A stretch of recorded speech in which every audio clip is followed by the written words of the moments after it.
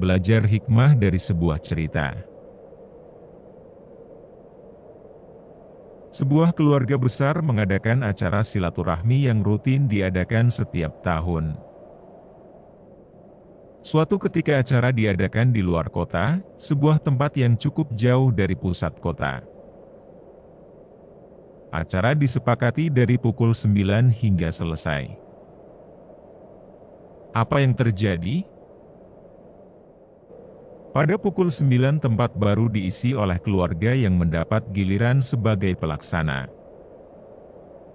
Tentu saja mereka saling bertukar kabar, baik antara keluarga penyelenggara dengan anggota keluarga lain, maupun antar keluarga lain yang sedang dalam perjalanan. Pukul 10 mulai ada yang tiba.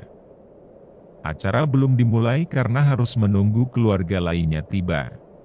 Bukankah ini acara keluarga?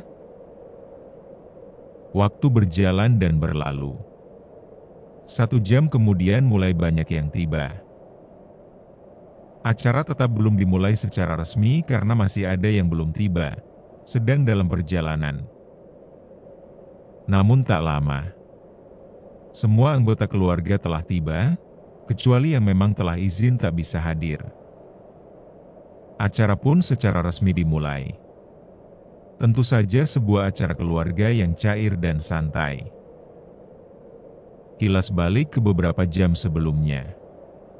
Beberapa keluarga membuat janji untuk berangkat bersama, meskipun dengan kendaraan yang berbeda. Beberapa keluarga lainnya berangkat dari rumah masing-masing karena tidak memungkinkan untuk berangkat bersama. Salah satu alasannya perjalanan mereka akan lebih dekat jika berangkat dari rumah masing-masing. Apakah jarak yang berbeda menjadi satu-satunya alasan mereka tidak tiba bersamaan?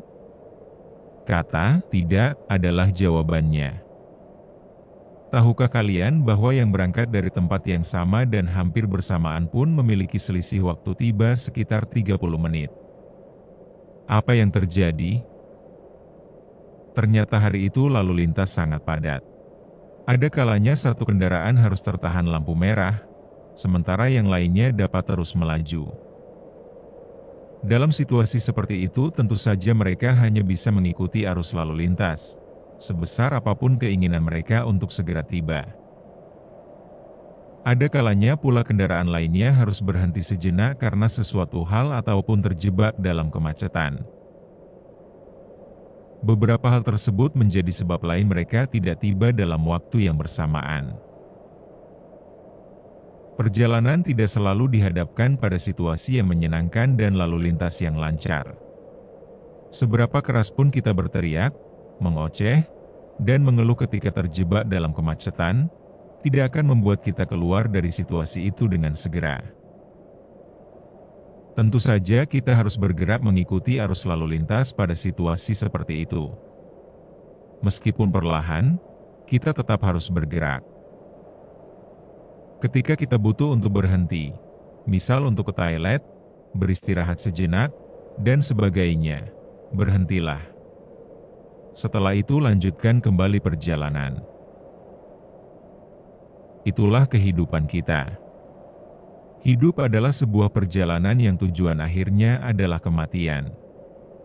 Selama hidup sebelum kematian itu tiba, kita punya tujuan lain. Dan meskipun tujuan akhir hidup kita sama, nyatanya kita belum tentu tiba di tujuan pada waktu yang persis sama. Kita mengendarai kendaraan yang berbeda, mungkin juga berangkat dari tempat yang berbeda, memiliki jarak tempuh dan rute yang berbeda. Dalam setiap rute, akan kita temui orang-orang, situasi, kendaraan, bahkan pemandangan yang berbeda. Bahkan jika kita berada dalam kendaraan yang sama pun, kita memiliki peran dan posisi duduk yang berbeda. Demikian pula dalam hidup. Masing-masing kita punya cerita perjalanan tersendiri dalam mewujudkan mimpi dan meraih kesuksesan. Dalam perjalanan, kita akan menemukan ujian kita masing-masing yang tak akan persis sama dengan yang lain. Mungkin saja mirip, namun tak akan sama persis. Nikmati saja perjalanan kita masing-masing sambil terus melangkah menuju tujuan. Karena sememaksa apapun kita untuk segera sampai jika waktunya belum tiba, kita tetap tak akan sampai. Ada banyak hal dalam perjalanan kita yang tak bisa kita kendalikan atau kita kontrol. Fokus saja pada apa yang bisa kita kendalikan. Nikmati waktumu dengan orang-orang yang kamu sayangi yang kita tak akan tahu sampai kapan. Laksanakanlah perintah agama, karena Tuhanlah sejatinya kita ada dan kepadanyalah kita kembali.